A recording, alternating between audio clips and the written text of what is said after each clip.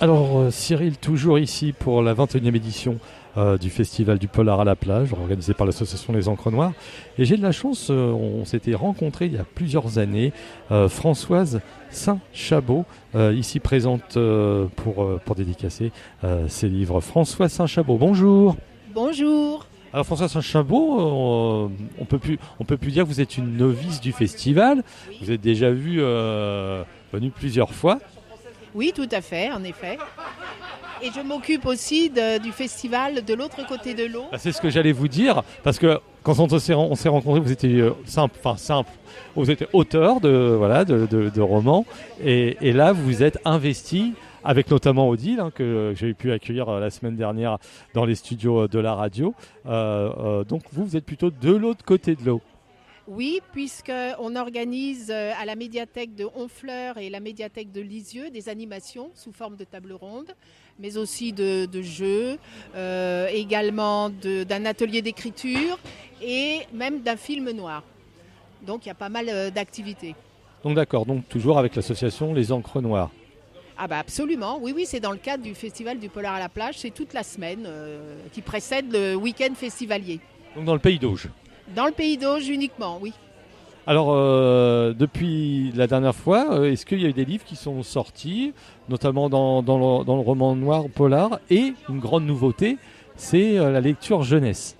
Absolument. Mon éditrice, les éditions S-Active, a créé une nouvelle collection, la collection J pour Junior, les 9-12 ans, qui est une collection tout à fait intéressante parce qu'elle est adaptée à tous les lecteurs, c'est-à-dire à la fois ceux qui savent lire, qui aiment la lecture, mais aussi aux enfants qui ont quelques difficultés ou qui vous disent « j'aime pas lire ». Donc, si vous voulez l'histoire, c'est une histoire qui se situe entre une enquête à la Club des 5 et puis aussi un petit garçon qui a des talents de magicien à la Harry Potter. Mais le texte, lui, la présentation du texte est adaptée justement pour faciliter la lecture.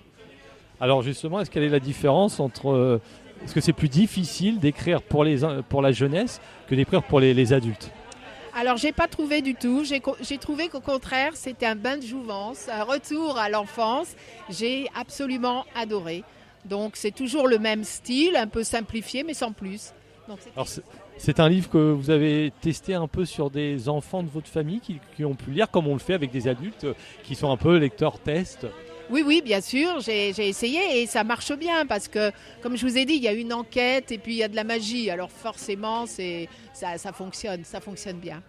C'est une enquête qui se passe dans le Pays d'Auge ? Alors l'enquête se passe en effet dans le Pays d'Auge, dans un internat qui se situe, je ne dis pas quel endroit, c'est un internat sévère, mais dans le Pays d'Auge, où Quentin, le jeune héros, est envoyé par ses parents. Et donc, il faut qu'il s'adapte à sa nouvelle vie, qu'il se fasse de nouveaux copains et puis aussi qu'il résolve un mystère, le mystère de la maison abandonnée qui est juste derrière l'internat. Alors, il y a une particularité, on en a parlé tout à l'heure ensemble. Dans votre livre, il y a une facilité de lecture par rapport aux espacements de certaines de lignes. Oui, tout à fait. C'est ça qui est intéressant, c'est que justement, les caractères sont un petit peu plus gros. L'espacement, l'interligne est un peu plus large.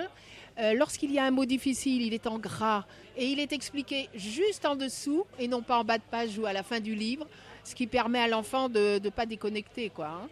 Et puis, il y a aussi des illustrations qui sont très belles et qui aident.